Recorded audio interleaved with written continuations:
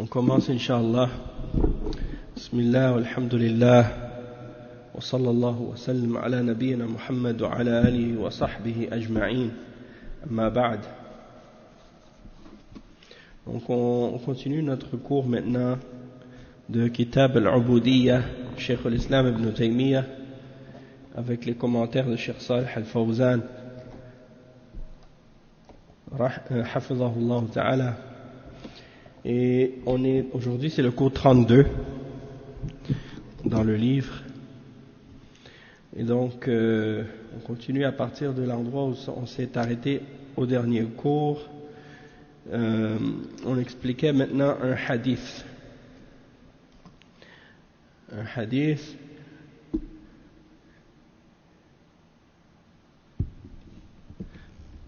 On va lire le hadith, puis après on va lire les commentaires. Le cheikh il dit وفيه أيضا لأن يأخذ أحدكم حبله فيذهب فيحتطب خير له من أن يسأل الناس أعطوه أو منعوه. Et ça c'est un hadith qui est rapporté par Al-Bukhari. Donc dans le contexte de qu'est-ce qu'on est en train d'expliquer, le cheikh il était en train de montrer le fait que parmi les sahaba et parmi les salafs, c'était quelque chose de mal vu de demander quoi que ce soit à quiconque. Et on avait même mentionné les hadiths, et on va les citer encore aussi, que certains d'entre les sahaba, ils demandaient même pas à quelqu'un de ramasser pour eux leur bâton s'ils étaient par exemple sur le chameau et qu'ils échappaient un bâton par terre. Ils ne demandaient même pas à quelqu'un de le ramasser. Ils descendaient eux-mêmes pour aller le prendre et ils remontaient sur le chameau. Et donc c'est pour montrer à quel point ils voulaient rien demander à personne. Et même que le prophète sallallahu alayhi wa sallam, le cheikh il a cité dans le dernier cours le fait qu'il est interdit de mendier. Il est interdit de mendier ou de demander de l'argent aux gens, et il a mentionné les hadiths à ce sujet-là, que celui qui fait de la mendicité, qui demande aux gens toujours de l'argent, il va être ressuscité au jour de la résurrection et il n'aura même plus de chair dans le visage. Et il a mentionné qu'il y a 3 cas dans lesquels c'est permis de demander, et il a mentionné les exemples de ça: la personne qui est lourdement endettée, la personne qui est par exemple qui a un prix de sang à payer, donc ça c'est quelque chose qui est très lourd, ou bien quelqu'un qui est d'une pauvreté sévère et grave. Donc dans ces cas-là c'est permis, mais en dehors de ça c'est pas permis. Et il mentionne ensuite le hadith qui dit que c'est meilleur pour une personne de prendre une corde et d'aller ramasser du bois pour faire du feu, pour le vendre. C'est mieux pour lui de faire ça que d'aller demander aux gens, de mendier. Peut-être qu'il lui donne, peut-être qu'il refuse. Et Cheikh Al-Fawzan il commente sur ce hadith-là. Ça c'était le premier hadith. Donc on a déjà lu l'explication de ce hadith-là. L'autre hadith qu'il a cité ensuite, il dit وقال وما أتاك من هذا المال وأنت غير سائل ولا مشرف فخذه وما لا فلا تتبعه نفسك. Donc le cheikh il explique, il dit dans ce hadith, le prophète sallallahu alayhi wa sallam il dit: ce qui t'est venu de l'argent ou des biens sans que tu le demandes et sans que ton cœur le désire, alors prends-le.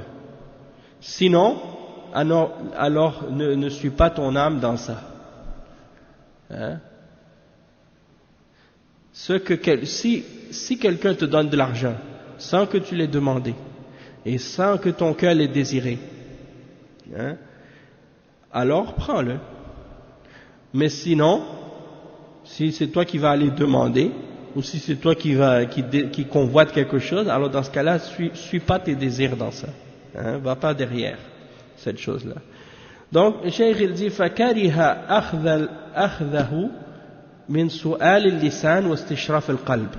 Donc, le prophète sallallahu alayhi wa sallam a détesté le fait de prendre après avoir demandé par la langue, hein, ou bien d'avoir désiré cette chose-là par le cœur. Et تطلع القلب, la convoitise du cœur. Il dit وقال في الحديث الصحيح من يستغني يغنيه الله. C'est-à-dire, le prophète sallallahu alayhi wa sallam dit dans le hadith authentique, celui qui se passe des gens et des choses des autres, Allah l'enrichit. Il va faire en sorte qu'il n'ait pas besoin de personne. Hein? Donc, le cheikh dit فَالْجَزَاءُ مِنْ جِنْسِ الْعَمَلِ. Hein? فَالْجَزَاءُ مِنْ جِنْسِ الْعَمَلِ فَمَنْ يَسْتَغْنِي عَنِ النَّاسِ يُغْنِهِ اللَّهِ وَمَنْ يَسْتَعْفِفْ عن السؤال ومن يستعفف يعفه الله ومن يتصبر يصبره الله وما أعطي أحد عطاء خيرا وأوسع من الصبر. Donc dans ce hadith qui est rapporté par Al-Bukhari, la première partie on l'a lu, celui qui se passe des gens, Allah va l'enrichir, il va faire qu'il n'ait pas besoin des gens. Celui qui fait preuve de chasteté, et la chasteté c'est pas seulement ici la chasteté par rapport aux désirs et aux tentations, mais c'est aussi le fait d'être chaste dans le fait de s'abstenir même de demander des choses aux gens aussi. Allah subhanahu wa ta'ala va faire en sorte qu'il soit chaste et qu'il ne demande rien à personne, qu'il soit satisfait de ce qu'il possède.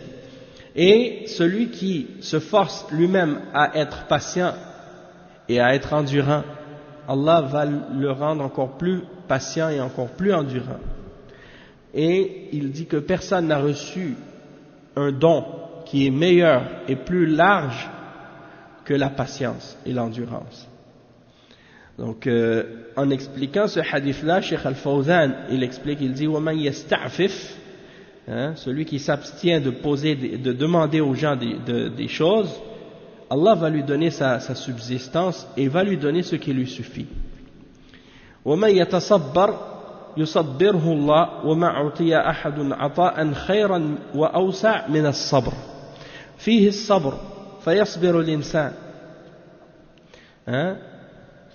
فيصبر الإنسان ولو على شظف العيش يطلب الرزق ولو مع التعب ويصبر ولا يضل للناس وينظر إلى ما بأيديهم بل يصبر على العمل والتعب وعلى الحاجة غير الشديدة ولا يسأل الناس. Donc le cheikh il dit, la personne elle fait preuve de patience, elle est patiente dans le sens que elle va pas demander rien à personne, même si elle vit une vie difficile, même si elle est dans la difficulté, elle va pas demander aux gens de l'argent. Elle va chercher elle-même sa subsistance avec la fatigue. Elle va se fatiguer pour gagner sa vie, pour gagner son argent, et elle va être patiente. Et elle va pas se rabaisser devant les gens ou regarder qu'est-ce que les gens ont en leurs mains, hein, et vouloir qu'est-ce que les autres possèdent. Non, elle va être patiente et elle va faire ses propres actions, son propre travail, et elle va se fatiguer pour combler ses besoins lorsqu'elle a un besoin, tant que c'est pas une pauvreté qui est sévère et grave. Mais elle va pas demander rien à personne. Elle garde son honneur, sa dignité, hein, en demandant rien à personne. Si elle veut demander, elle demande à Allah. Hein? Si elle veut quelque chose, elle demande à Allah, Allah va lui donner. Et des fois, ça c'est une chose aussi que les gens ils oublient. Hein? Ils ont besoin d'argent. Première chose qu'ils pensent, je vais aller demander aux gens qui ont de l'argent. Ah lui il a de l'argent, je vais lui demander qu'il m'en donne. Mais c'est qui le plus riche? Est-ce que c'est les créatures ou bien est-ce que c'est Allah? Allah, c'est lui le plus riche, c'est lui qui donne à tout le monde. Et même ceux qui sont riches, c'est Allah qui leur a donné. Hein? Donc toi, pourquoi tu oublies Allah? Celui qui est le plus riche, tu l'oublies et tu penses uniquement à demander ce qui est entre les mains des créatures. Hein? Ce que les créatures possèdent, ils ne veulent pas le donner. Pourquoi toi tu t'en vas t'humilier et te rabaisser devant eux? Hein? Alors que Allah subhanahu wa ta'ala, il est riche et il est généreux et il aime donner. Hein? Et il aime qu'on lui demande et il aime donner. Hein? Naam, jawab. Donc il est généreux et il donne à ses serviteurs. Le cheikh il dit وأوصى خواص أصحابه أن لا يسألوا الناس شيئا.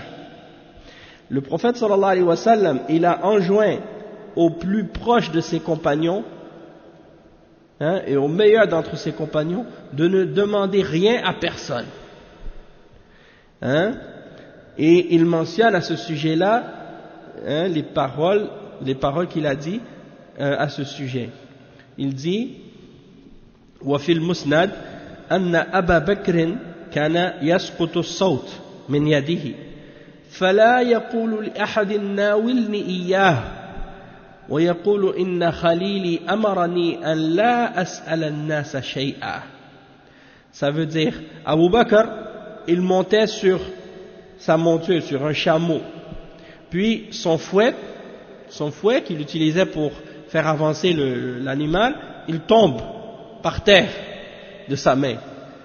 Vous savez, c'est pas facile de monter sur le chameau. Une fois que le chameau il doit s'asseoir pour que tu puisses monter dessus. Une fois que tu es monté dessus, tu dois le faire se lever. Donc il doit se lever. Après toi, ton fouet il tombe. Hein? C'est plus facile, tu vas dire à quelqu'un, est-ce que tu peux ramasser le fouet s'il te plaît pour moi puis me le donner? Hein? Tu pourrais faire ça. Mais il veut rien demander à personne. Alors il fait rasseoir le chameau encore une fois et il descend, il va le prendre, il remonte, il l'a fait monter encore une fois. Donc tout ça parce qu'il veut rien demander à personne. Puis qu'est-ce qu'il dit? Il a dit Khalili, hein, c'est-à-dire mon bien-aimé, le messager d'Allah, celui que j'aime. Hein, il m'a ordonné que je ne demande rien à personne, que je demande rien du tout à personne, même des choses simples, des choses banales comme un bâton ou un fouet qui est tombé, hein, même ça il ne veut pas demander, subhanallah. Donc ça veut dire, ça montre une chose. Hein, le cheikh il cite ça, une des raisons pourquoi il mentionne ça. Ça s'applique, oui, ça s'applique à tout le monde. Eux, les sahaba, ils ne demandaient rien à personne. Même c'est mentionné dans le hadith que Zayd, vous savez qui était Zayd? Hein? Zayd, c'était le servant du messager d'Allah, sallallahu alayhi wa sallam. Qu'est-ce qu'il a dit, Zayd? Il a dit, le messager d'Allah, il m'a jamais dit, pour une chose que j'ai pas fait, pourquoi tu l'as pas fait? Et il m'a jamais dit, pour une chose que j'ai fait, pourquoi tu l'as fait? Ou bien, il m'a jamais dit de faire quelque chose si je l'ai pas fait, ou bien de pas le faire si je l'ai fait. Donc, c'est-à-dire que le prophète sallallahu alayhi wa sallam, il demandait même pas à son propre servant de faire quelque chose ou pourquoi il l'a pas fait. Subhanallah. Donc, c'est pour dire, il n'aime pas demander rien à personne. Hein? Mais ça, c'est un degré supérieur. C'est un degré supérieur. De ne pas demander rien comme ça à personne. C'est un autre degré dans la foi, hein, dans la perfectionnement de la foi. Et il dit, Cheikh Al-Fawzan, il explique, il dit, أوصى صلى الله عليه وسلم خيار الصحابة عند البيعة أنهم لا يسألون الناس شيئا مهما كان لأن السؤال فيه ذلة للمخلوق حتى في غير المال فكان أحدهم يسقط صوته في الأرض فلا يقول لأحد ناولني إياه بل ينزل وهو يأخذه استغناء عن الناس ففي هذا رفعة وعزة وشرف وأما إذا سأل الناس وطلب منهم ولو رفع صوته إليه فإنه يذل لهم والإنسان إذا عوض نفسه على السؤال ولو كان قليلا فإنه يتجرأ على الكثير وهذا يفتح الباب على نفسه مهما أمكنه الاستغناء عن الناس فإنه يستغني عنهم والناس يملونه والناس يملونه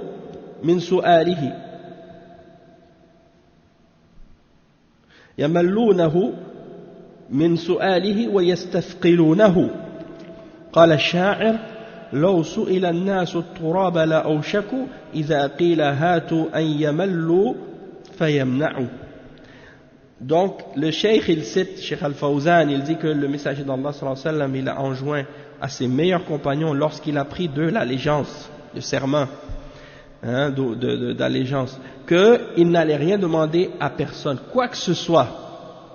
Il dit, parce que dans le fait de demander, il y a une humiliation et un rabaissement pour la créature. Même dans des choses qui sont autres que l'argent.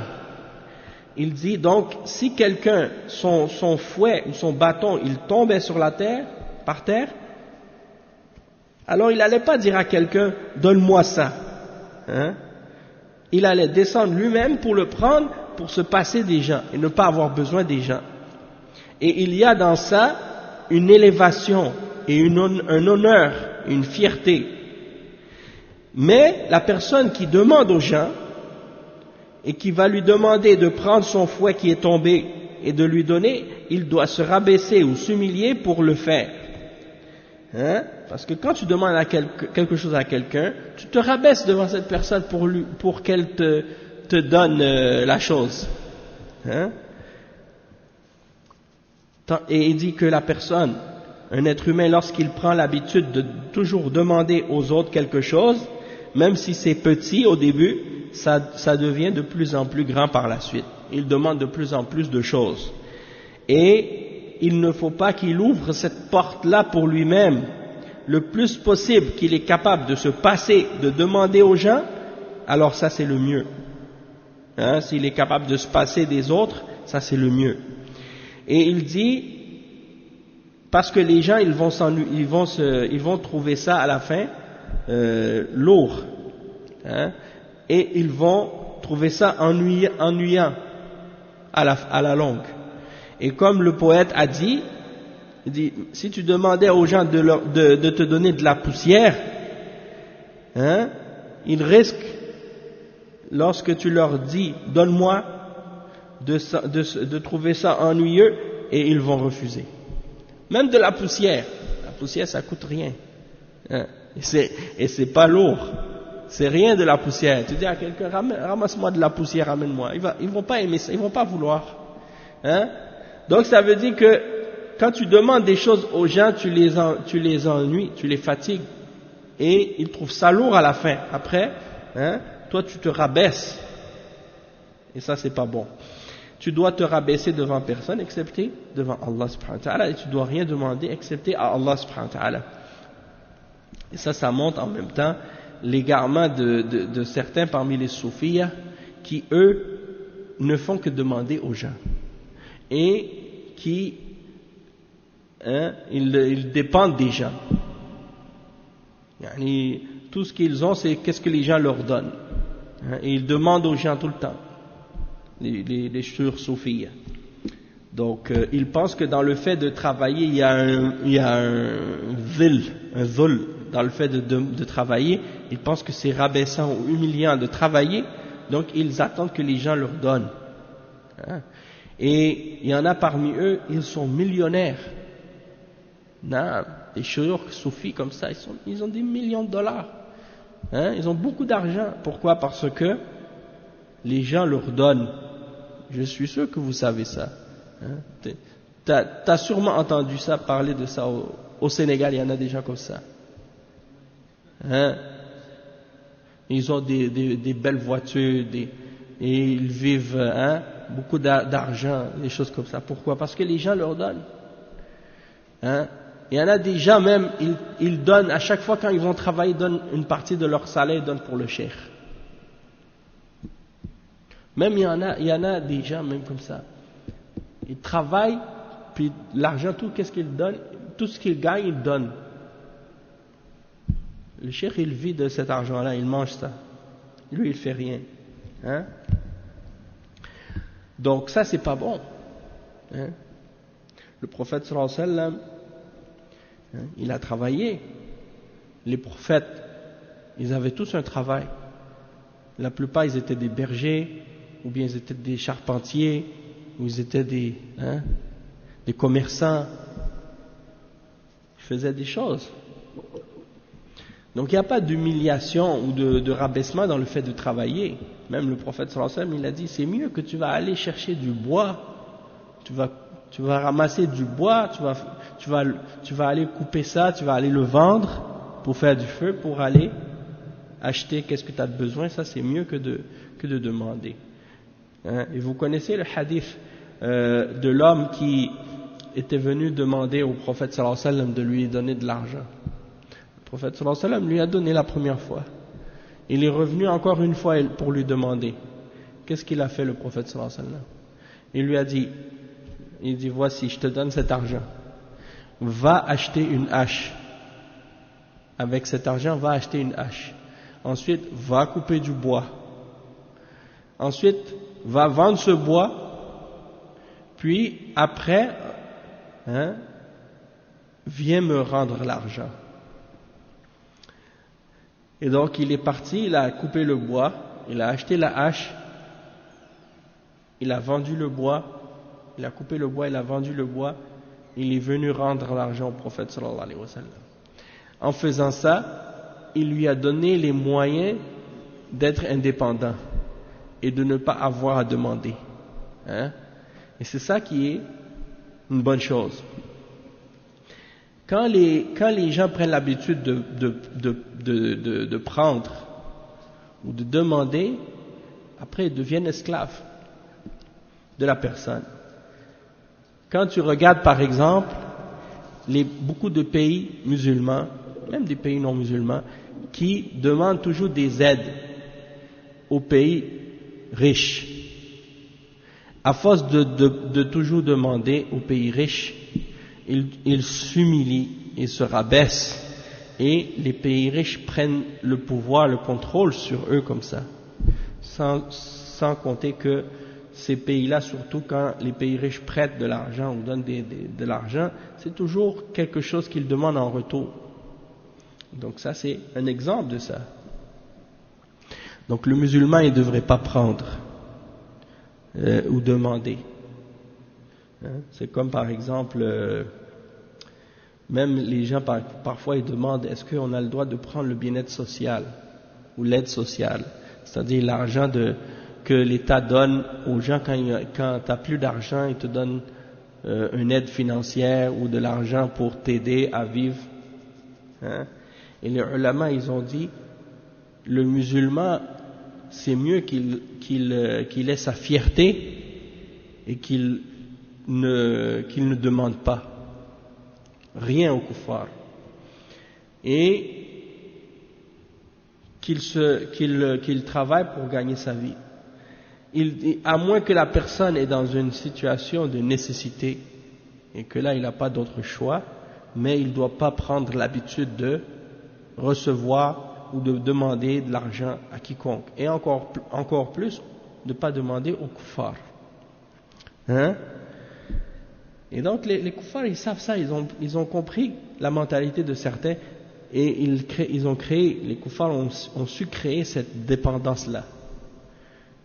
Quand ils ont commencé à donner une somme d'argent à certaines personnes dans les pays musulmans ou à certains pays, et les gens ont commencé à prendre l'habitude de recevoir cette somme-là ou cet argent-là, et ils ont pris le contrôle en faisant ça, et là après, n'importe quelle chose qui arrive, par exemple, ils menacent, on va couper l'argent, hein, on va couper l'argent, on va couper les aides. Alors là, ok, on va vous obéir, on va vous écouter. Ah, subhanallah, c'est grave. C'est pour ça que des fois, tu réfléchis un peu, tu dis, subhanallah, tu vois que les pays occidentaux, ils ont des dettes, des grosses dettes. Hein? Tous ces pays-là, ils sont endettés. Les États-Unis, ils ont la dette intérieure, la dette dans leur pays, dans le pays européen, la même chose, ils sont tous endettés. Hein? Puis malgré ça, ils prennent toujours une partie de leur budget pour les aides extérieures. Tu dis, comment un pays qui est endetté, même s'il est pays riche, mais il est endetté, il va prendre tout cet argent-là pour donner à des pays, à d'autres pays, et aider d'autres pays dans des millions chaque année, à des différents pays dans le monde. Pourquoi ils ne payent pas leurs dettes avec cet argent-là? Parce qu'ils ont compris que dans le fait de donner, hein, il y a pour eux un avantage et des biens qui en découlent, qui dépassent le bien de payer leurs propres dettes. C'est grave. Donc tu vois, subhanallah, c'est quand tu dis que tu es endetté, c'est-à-dire l'argent que tu donnes ou que tu prêtes à quelqu'un, elle ne t'appartient pas. Comment tu peux prêter de l'argent à quelqu'un alors que toi-même tu as des dettes? Tu dois commencer par payer tes dettes avant de prêter l'argent à d'autres ou donner de l'argent à d'autres.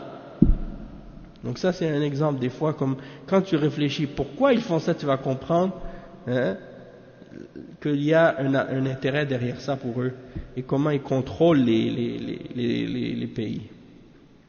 La suite de ça, le cheikh il explique, il dit وفي صحيح مسلم وغيره عن عوف بن مالك أن النبي صلى الله عليه وسلم بايعه في طائفة وأسر إليهم كلمة خفية أن لا تسألوا الناس شيئا فكان بعض أولئك النفر يسقط الصوت من يد أحدهم ولا يقول لأحد ناولني إياه.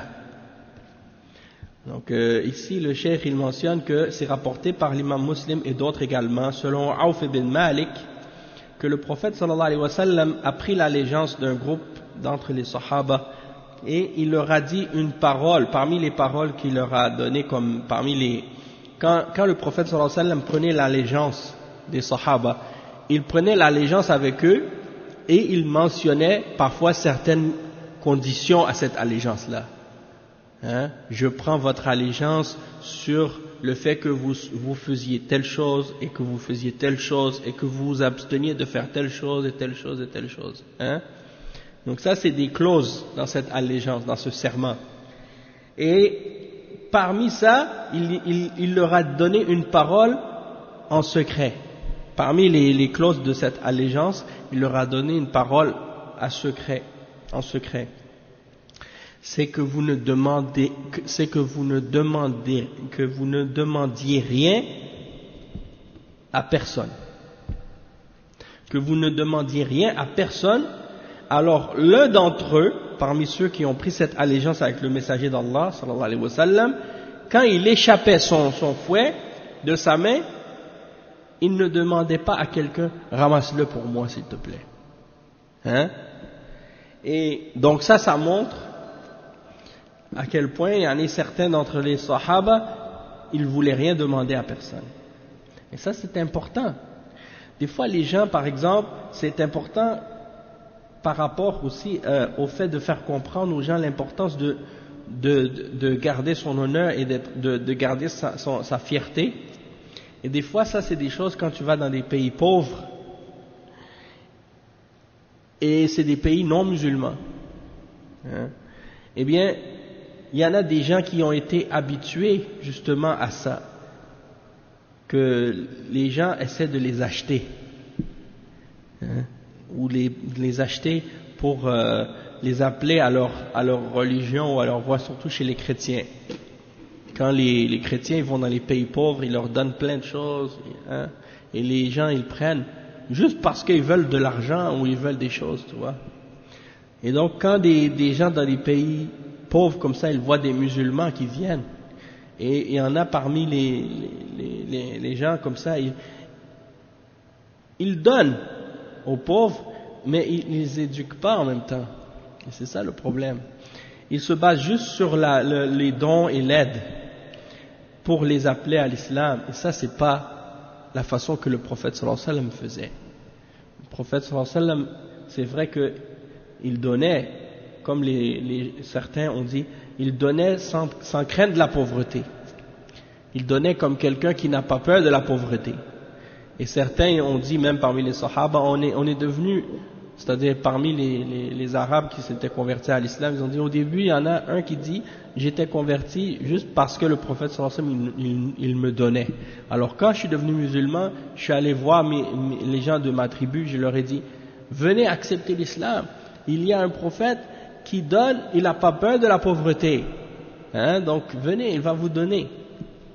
Il dit, mais par la suite, on a appris la religion, et on a compris la sincérité, et on a accepté l'islam pour Allah réellement. Hein? Même si au début c'était pas sincère, mais par la suite ils sont devenus sincères après avoir acquis la science et la compréhension et la sincérité. Et des fois dans des pays comme ça, des pays pauvres, les gens ils veulent juste demander. Il est bien de leur apprendre que de demander c'est mal, c'est pas bon, c'est pas une bonne caractéristique de demander aux gens tout le temps. Parce qu'il y en a comme ça, j'ai vu dans certains pays, et que c'est des pays pauvres et qu'ils ont besoin tout le temps, ils commencent à demander, pouvez-vous nous donner, donnez-nous ça. Hein? Non, c'est pas une bonne chose de demander.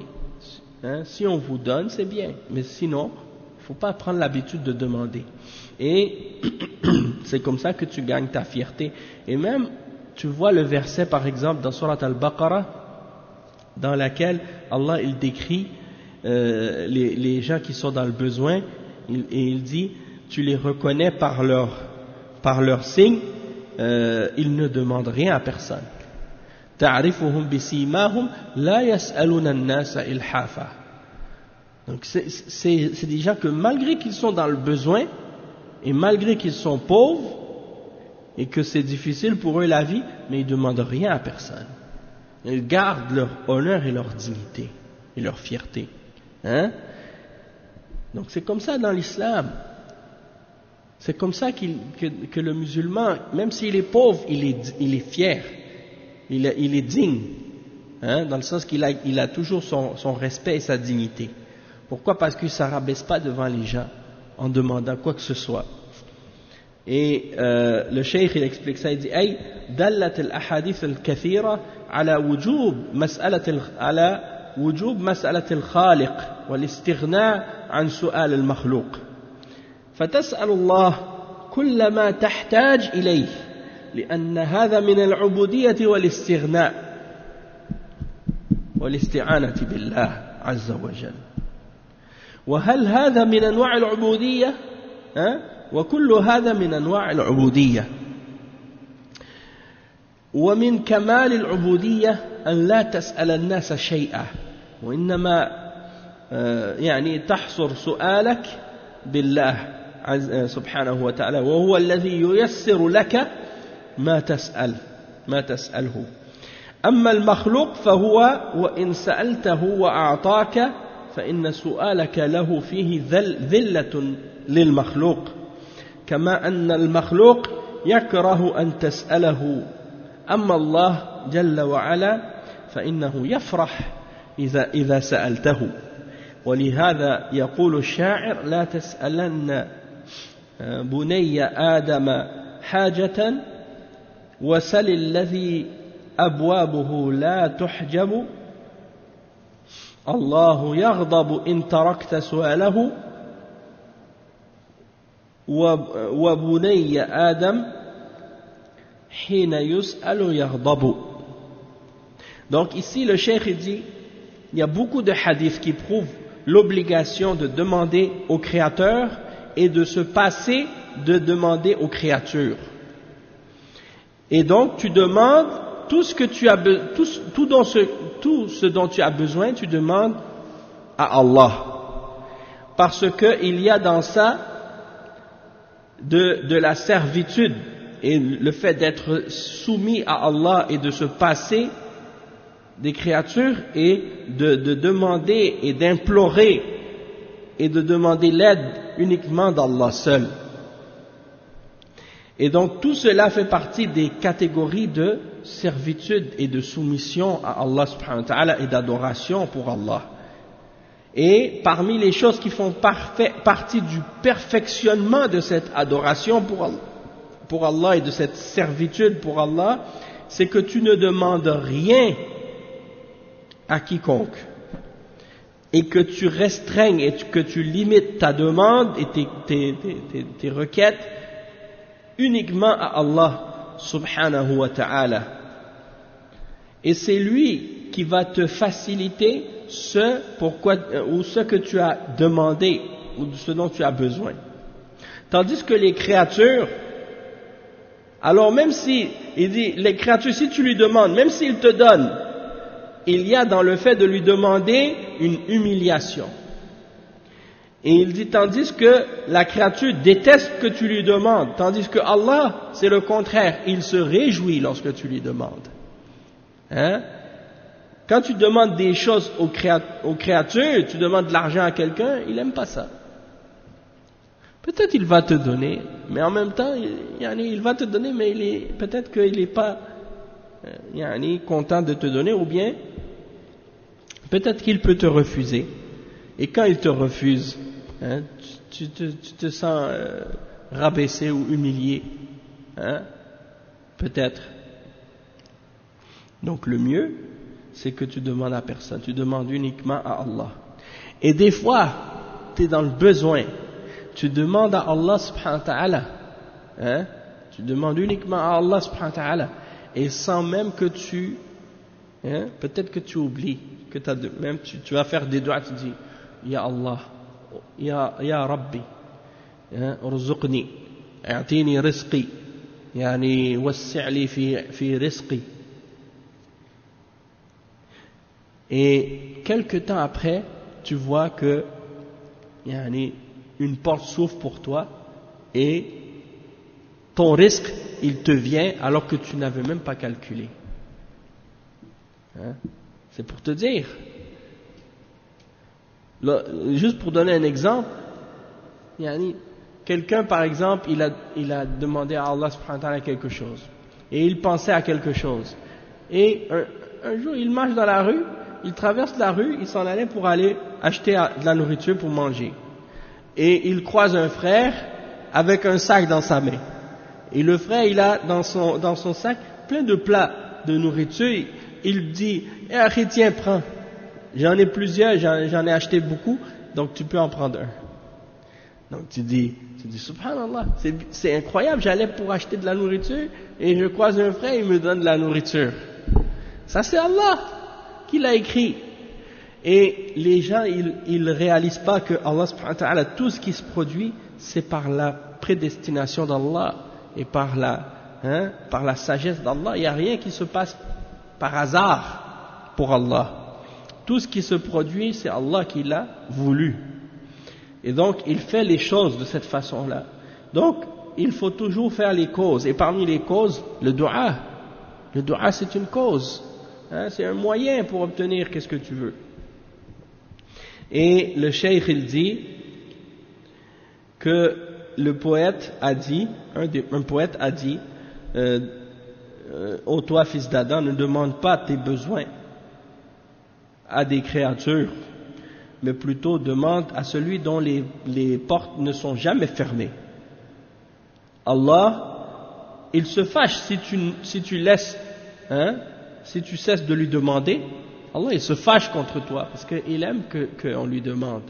Tandis que les hommes, si tu lui demandes, ils se fâchent. Allah se fâche que tu lui demandes pas. Tandis que les créatures, elles se fâchent quand tu leur demandes. Il dit وقد قال النبي صلى الله عليه وسلم لعبد الله ابن عباس وكان صغيرا إذا سألت فاسأل الله وإذا استعنت فاستعن بالله وهذا هذا منه تربية لهذا الشاب على أن يعلق قلبه بالله عز وجل ولا ينظر إلى ما بأيدي الناس. وسبق حديث لأن يأخذ أحدكم حبله فيذهب فيحتطب خير له من أن يسأل الناس أعطوه أو منعوه. فمهما أمكن أن الإنسان يستغني عن سؤال الناس فإنه لا يفعل ذلك وهو أعز له. Le cheikh il dit, et le prophète sallallahu alayhi wa sallam, il a même enseigné à Abdullah ibn Abbas alors qu'il était tout petit, c'était un enfant, et il lui a dit, lorsque tu demandes, demande uniquement à Allah, et lorsque tu as besoin d'aide, demande l'aide d'Allah. Yani, il lui apprend et il l'éduque, il l'éduque à se passer des gens et à se passer de la demande des hommes, parce que le fait de ne pas demander aux autres, il y a dans ça une fierté, un honneur, et de ne pas regarder ce que les hommes possèdent en leurs mains, mais de rattacher ton cœur à Allah subhanahu wa ta'ala seul. وسبق حديث, on a mentionné dans le hadith préalablement que le prophète sallallahu alayhi wa sallam a dit que l'un d'entre vous prenne une corde pour aller couper du bois, il prenne une corde puis il va couper du bois pour faire du feu, il les attache avec cette corde puis il va les vendre. C'est mieux pour lui que de demander aux gens qu'ils lui donnent ou qu'ils lui refusent. Et donc, si l'homme, peu importe, s'il est capable de se passer, de demander quoi que ce soit aux gens, alors dans ce cas-là, c'est mieux pour lui de le faire. Et après, le cheikh il dit وَقَدْ دَلَّتِ النُّصُوص على الأمر بمسألة الخالق والنهي عن مسألة المخلوق في غير موضع كقوله تعالى وإذا فرغت فانصب وإلى ربك فارغب. ويقول النبي صلى الله عليه وسلم لابن عباس إذا سألت فاسأل الله وإذا استعنت فاستعن بالله. ومنه قول الخليل فابتغوا عند الله الرزق ولم يقل فابتغوا الرزق عند الله، فابتغوا عند الله الرزق ولم يقل فابتغوا الرزق عند الله، لأن تقديم الظرف يشعر بالاختصاص والحصر وكأنه قال لا تبتغوا الرزق إلا عند الله. Donc on va expliquer la suite. Le cheikh il dit, Ibn Taymiyyah rahimahullah, les textes ont indiqué l'obligation, ou plutôt l'ordre, de ne demander qu'au Créateur et l'interdiction de demander à la créature dans plusieurs endroits dans les versets, dans le Coran et dans les hadiths. Il mentionne des exemples. Le verset dans يعني فإذا فرغت فانصب وإلى ربك فارغب, ça c'est dans Al-Inshirah, oui c'est ça, Al-Inshirah, c'est le verset dans lequel Allah subhanahu wa ta'ala il dit, c'est surat Al-Inshirah, Alam nashrah laka sadrak. À la fin de cette surah, Allah subhanahu wa ta'ala il dit فَإِذَا فَرَغْتَ فَانْصَبْ وَإِلَى رَبِّكَ فَارْغَبْ. Et on peut le traduire dans le sens suivant, c'est que lorsque tu termines ton travail, tu t'es libéré de qu'est-ce que tu faisais comme travail, alors consacre-toi à l'adoration, et fatigue-toi, fais des efforts dans l'adoration. Wa ila rabbika farghab, et yani demande à Allah subhanahu wa ta'ala qu'est-ce que tu désires. Ila rabbika farghab, c'est-à-dire c'est à ton Seigneur que tu dois demander, et à ton Seigneur aspire. Donc, aspire vers qu'est-ce qui est auprès de ton Seigneur. Donc ça c'est le verset que le Cheikh a cité. Après il a cité la parole d'Ibn Abbas qu'on a lu tout à l'heure dans les paroles de Cheikh Al-Fawzan, que le prophète sallallahu alayhi wa sallam a dit à Ibn Abbas: si tu demande uniquement à Allah, et si tu cherches de l'aide, cherche uniquement l'aide d'Allah. On va lire les commentaires sur ça. Premièrement, sur le verset, le Cheikh il dit: هذا خطاب للنبي صلى الله عليه وسلم وهو خطاب لأمته. Donc dans ce verset, Allah subhanahu wa ta'ala il parle à son prophète, mais c'est un discours qui s'adresse également à toute la Ummah aussi. C'est-à-dire lorsqu'il dit فإذا فرغت من أشغالك وأعمالك الدنيوية فانصب لعبادة ربك بالصلاة وذكر الله واشغل فراغك بطاعة الله. Donc lorsque tu termines ton travail dans des travaux et tes occupations de la dunya, alors fansab li'ibadati rabbik, lève-toi et établis l'adoration de ton Seigneur en faisant la salat et le rappel d'Allah, et remplis ton temps et occupe-toi ton temps libre par l'obéissance d'Allah Azza wa Jal. Wa ma'na insab ay it'ab fi dhalik washghil faraghaka fi dhalik wa huwa khayrun lak li'annaka tajiduhu 'inda Allah subhanahu wa ta'ala. Wa kathirun min an-nas yushghiluna faraghahum بما يضرهم من اللهو واللعب والغفلة ويقولون نقتل الوقت نحن عندنا فراغ يعني ماذا نصنع به، وكأنهم نسوا أن الوقت من ذهب وأن اللائق بالمسلم أن يستغل وقته لآخرته، فليس عند المسلم فراغ أبدا بل يشغل وقته بما ينفعه عند الله سبحانه وتعالى. فكما يؤمن مستقبله في الدنيا كما يقولون ويؤمن مستقبله في الآخرة. Subhanallah. Ça c'est une parole, le cheikh, qu'est-ce qu'il dit là, c'est très important. Il dit فإذا فرغت فانصب. Dans la traduction, ils ont mentionné lève-toi, fansab. فإذا فرغت فانصب. Fansab, yani ils ont traduit lève-toi.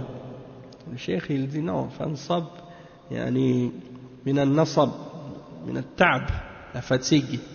Donc il dit fatigue-toi par l'adoration d'Allah. C'est-à-dire fais de l'adoration et occupe ton temps vide par l'adoration d'Allah. Fais des efforts dans l'adoration d'Allah, c'est ça que ça veut dire. Et il dit, et c'est mieux, il dit c'est mieux pour toi. C'est mieux pour toi. Pourquoi? Parce que tu vas le retrouver auprès d'Allah. Tout ce que tu fais comme effort et comme fatigue, que tu dépenses ton énergie pour adorer Allah, tu vas le retrouver, la récompense de ça auprès d'Allah au jour de la résurrection. Et le cheikh il dit que beaucoup de gens, quand ils ont du temps libre, ils s'occupent par qu'est-ce qui leur fait du tort. La distraction, le divertissement, les jeux et l'insouciance. Et ils disent, on veut tuer le temps. Vous avez déjà entendu cette expression, hein? Naqtul al-waqt. En français on dit ça, hein? Tuer le temps. Et le cheikh il dit nous on a du temps libre et qu'est-ce qu'on fait avec, hein? C'est comme s'ils ont oublié que le temps il est en or, il vaut plus que de l'or. En anglais on dit time is money, hein? Le temps c'est de l'argent. Et les ulama ils ont dit le temps c'est plus que de l'argent, parce que l'argent tu peux le regagner, même quand tu le perds. Quand tu le perds, tu peux le gagner. Qu'est-ce que tu as perdu? Mais le temps qui est passé, tu peux jamais le reprendre. Hein? Et les ulama, des fois, ils disent aussi, quand quelqu'un, par exemple, à chaque année, il vieillit d'une année. Hein? Donc les gens ils disent, ah, tu as une année de plus. Alors qu'en réalité, c'est pas une année de plus, c'est une année de moins. Parce que chaque année que tu avances, tu as une année de moins à vivre. Hein? Donc on ne devait pas dire on a une année de plus, on a une année de moins. Et le cheikh il dit que le musulman il devrait plutôt profiter de son temps par qu'est-ce qui est bénéfique pour lui pour l'au-delà. Hein? Donc il dit le musulman il n'a jamais de temps libre en réalité. Même il doit toujours occuper son temps par qu'est-ce qu'il va lui être profitable auprès d'Allah subhanahu wa ta'ala. Et comme il veut garantir et sécuriser son avenir dans la dunya, comme on dit, comme le cheikh dit, comme ils disent, hein, comme ils disent, c'est ça que tu entends, il y a des musulmans là, ils viennent ici, dans les pays de Kufr, avec leur famille, et ils disent, je veux sécuriser l'avenir de mes enfants. Alors je les amène dans les pays de Kufr et je les envoie à l'école des kuffars. Et puis après ils tombent dans la perversité, dans le péché, dans l'égarement, peut-être même dans la mécréance et l'athéisme, ou bien pire que ça encore. Alors, est-ce que tu as sécurisé l'avenir de ton enfant dans ce cas-là? Et tu n'as même pas pensé à l'au-delà. Qu'est-ce qui va arriver après la mort, au jour de la résurrection, si ton enfant il a un bon diplôme? Et peut-être que même avec toute la corruption et le désordre, si l'enfant il tombe dans la drogue ou dans d'autres trucs, et toi tu es venu ici pour qu'il fasse des études, il arrive à un âge où il peut faire des études, où il peut compléter ses études, après le secondaire, le collège ou le cégep ou l'université, et il dit, ah non, moi j'en ai marre des études, je veux faire telle chose, je veux faire de la musique, je veux faire ci, je veux faire ça. Pourquoi? Parce qu'il a appris ces choses-là dans la société. Il veut devenir comme les kuffars. Donc, toi tu viens ici pour qu'il prenne une voie. Mais qu'est-ce qui te garantit qu'il va prendre cette voie-là? Tu dis, il va venir ici, il va faire des études, il va devenir médecin, il va devenir ingénieur, il va devenir ci et ça. Qu'est-ce qui te garantit qu'il va devenir médecin ou ingénieur? Peut-être qu'il va rencontrer une fille, il va partir avec elle. Ou bien il va tomber dans la drogue, ou bien il va tomber dans une gang, ou bien il va avoir des problèmes, ou bien il va tomber malade, peut-être qu'il va mourir. Ou d'autres choses. C'est pas pour être négatif, mais c'est pour être réaliste. C'est pour dire que toi tu penses à garantir ou sécuriser ton avenir. Ton avenir il t'appartient même pas, encore moins l'avenir de tes enfants. Et si tu veux essayer de garantir leur avenir par uniquement la dunya, sans penser même à leur au-delà et qu'est-ce qu'ils vont avoir comme jugement au jour de la résurrection, alors ça c'est quelle sécurisation, quelle sécurité il y a là-dedans, quelle garantie il y a là-dedans, hein? Donc les gens ils réalisent pas, et le cheikh il dit donc essaie de garantir plutôt ton avenir par rapport à l'au-delà, qu'est-ce qu'il y a après la mort, et de faire qu'est-ce que Allah t'ordonne pour être capable justement de garantir ta place au paradis. C'est ça le plus important.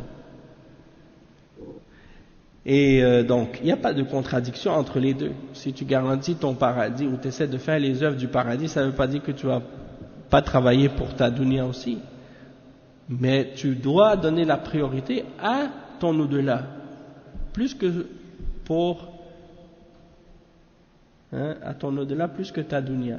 Donc on va s'arrêter ici pour aujourd'hui, Inch'Allah, puis on continuera au prochain cours, bi'idhnillah. سبحانك اللهم وبحمدك أشهد أن لا إله إلا أنت أستغفرك وأتوب إليك وصلى الله وسلم على نبينا محمد وعلى آله وصحبه أجمعين Wassalamu alaikum wa rahmatullahi wa barakatuh.